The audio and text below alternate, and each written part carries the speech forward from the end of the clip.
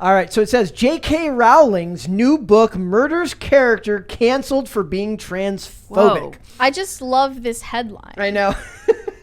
So if you guys don't know, J.K. Rowling has a mystery series, it's a police mystery series called the Cormoran. The Ink Black the Heart. Cormoran. Yeah, so this book, the Cormoran Strike series, is what the Cuckoo's Calling was one of the first ones. I don't remember the second one. And I looked them up, and so this is her writing under a pen name. Again, Robert Galbraith is the most pennest of pen names. Pennest of pen names. The penniest namiest of pen names I've ever heard. I love it. Guys, I think that this might be fan theory. I think this might be about Seamus Coughlin. Really? What makes you think that? It's about a YouTube animator who gets canceled for making transphobic or racist animations. Now I'm picturing J.K. Rowling. Offensive cartoons on YouTube, and he gets stabbed to death. Oh my. Maybe the coolest thing in the world is if we found out that J.K. Rowling has the bell notification on for Freedom Tunes. That'd be great. She gets no other notifications on her phone except for when a new Freedom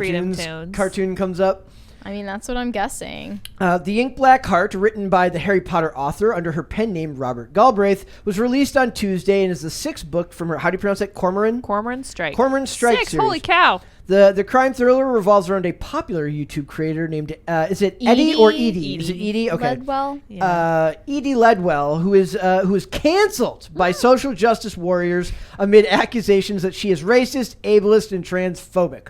Oh, okay, it's a woman. The character is doxxed and subjected to R-word and death threats. Lots of threats. Before she is later found stabbed to death in the graveyard. It's weird how you can say that, but you can't say R-word. Yeah. Rowling has herself been accused of possessing transphobic views and received death threats. But she says that the parallels to her new book are simply a coincidence. And I think this falls into the same category as what I was saying about the Roe v. Wade and the scene in the House of the Dragon.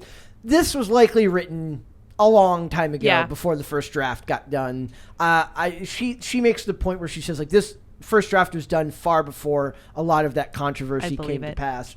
She says but it could reflect maybe her private feelings at the time that she wrote it. Yeah. Yep. Well, she's spoken into existence apparently. Yeah. Oh my God, it's a self-insert. Mm-hmm. Can you do that? Can she pretend to be? Oh yeah, you can. She's a guy in the book. Then I should make it really clear after some of the things that have happened in the last year. This is not depicting that, but this stuff has been happening to her for longer than a year, right? Yeah, this is not new. It's been a couple of years, I think. I had written the book before certain things happened to me online. I said to my husband, I think everyone is going to see this as a response to what happened to me, but it genuinely wasn't. The first draft of the book was finished at that point. Rowling's cancel culture backlash started in June of 2020 when she sarcastically responded to an article about creating a more equal post-COVID... That term is so frightening. The post-COVID-19 world for people who menstruate. But also... let's read that whole sentence there. There's a lot going on in there. The concept of more equal world. The concept of more equal world is very commie. Yeah. Oh, for sure. That's the first problem. I don't like the framing that something happened to her online. She very much chose to speak out about this issue because good for her. For whatever reason, it's special to her. And invited the pushback openly for the most part. Well, it's mainly because she's a certain type of feminist who I suspect kind of got off board at some point. Right. I suspect she's that phase of feminist that's like, no, women actually do exist and they actually should be defended as a gender. Like a 2.5 wave feminist. Yeah. So she's like something like that. 2.75 wave feminist. She kind of stopped at 2010. Yeah, she around stopped. There. She paused the ride.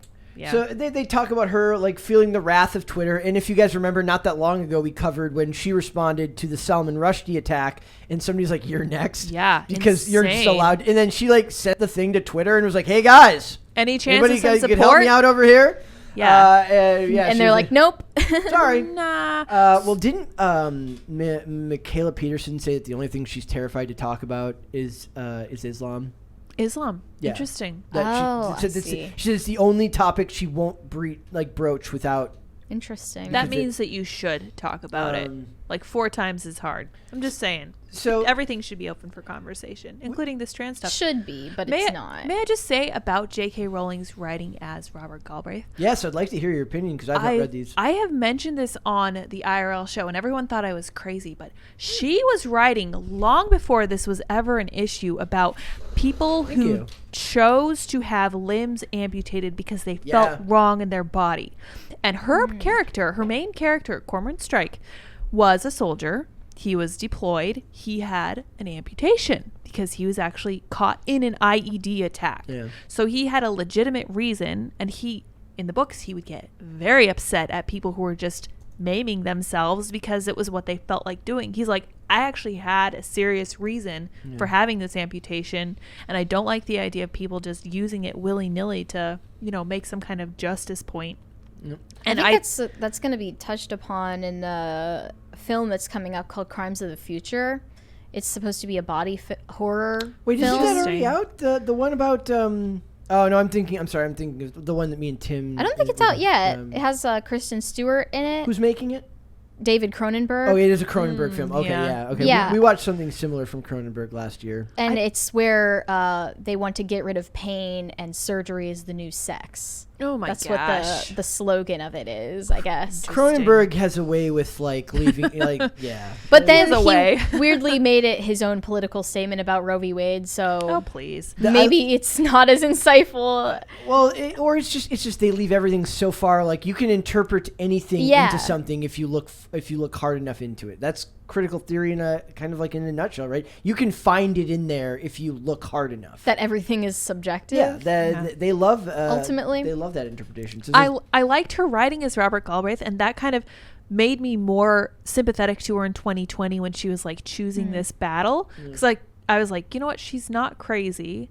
She did take perhaps the less confrontational way of using a pseudonym and expressing some of these views. Oh, I mean... It's I thought that nobody knew about her writing as Robert Galbraith, but she didn't publicize it. I thought she wanted to do that writing under that name just so it wouldn't be attached to her. I think she wanted it to be separate. Made that a secret even if she wanted to? Well, I know that she also wrote another book, I think shortly after Harry Potter, that was not Robert Galbraith or her own name, and it was about a little village or something in England. Do you remember that one? I forget what that was called, but we also have it says J.K. Rowling doubts anyone can de-escalate social media strife. It's impossible. Yeah, I think she's right about that. That's not possible. So we need to turn off the internet. She says during an interview with Graham Norton's radio show, Rowling was asked about the threats she'd been receiving in social media. She says, "Quote: You're talking about threats online. How can we de-escalate all the things that are going on?" Norton asked. "Is there a way you can that you as this very visible, vocal person can de-escalate the conversation?" Well, I know what they'll tell you. They'll tell you to shut up. That's what they want you to do. They want you to all you quiet. can do is not speak. I think if you want it to quiet, then yes, don't address what's going on or the backlash that's being leveled at you. But if you don't really care and you have nothing to lose, like Rowling, she's in that situation where she literally she has the freedom to do whatever she wants. She can't lose her money or her opportunities. Then you don't really need to silence the backlash or wait for it to wash over you. Yep. She says, "I think on one level, I'm not sure I can," Rowling replied. "I'm not sure any individual can. I mean, I can try and behave online as I would like others to behave. I've never threatened anyone, obviously, and I certainly wouldn't want anyone to go to their houses or anything like that. Social media can be a lot of fun." And then she talks about the pub argument style thing that we talked about the other day. The problem is that social media does not invite legitimate conversation. It invites snark. It's designed to make you snarky. It needs to be short. Everything is a clapback. Everything is it's somebody going. The thing is, even when you're having a snarky back and forth in person, it's still 100 times more genuine than any clapback conversation on Twitter. More human. Inherently more human. You see the micro expressions on their face, and there are points where you catch someone off guard in an argument and you both laugh at something. That can't happen on the internet. Yep. Right. There's a lot of room for forgiveness in the real world that is not available on social media. Also, you just don't remember it as weird. When you say so, you can argue with I've argued with my friends dozens of times over stuff, and you just don't remember everything that was said. But when it's done in transcript and you have literally it's there forever. Record. And how you felt when you read it the first time is how you'll feel about it when you look at it 100 times through. Right? So when somebody says something annoying to you in the real world, you get over it faster. I really do think that that's true. Like you come back, like maybe you're angry and you storm off, but you can come back and look at it differently because your emotions have settled down. I don't think that happens online. Like you don't come back to an online conversation more calm. The problem with being proven wrong online is that you feel like you cannot apologize. You feel like there's no room to back down or be wrong. And you'll just double down. If you're proven wrong, but then I think people are too quick to apologize at some points when they haven't done anything I think wrong. more people don't want to apologize. I don't think more people don't want to apologize or admit that they were wrong. Yeah, so it's a double-edged sword because people are either too quick to apologize, like you said, Mary, or they're freaking unwilling to admit that they have ever been wrong about anything ever in their entire lives. Thanks for watching this clip, guys. If you want to see full episodes or follow us on social media, links are in the description below. Bye.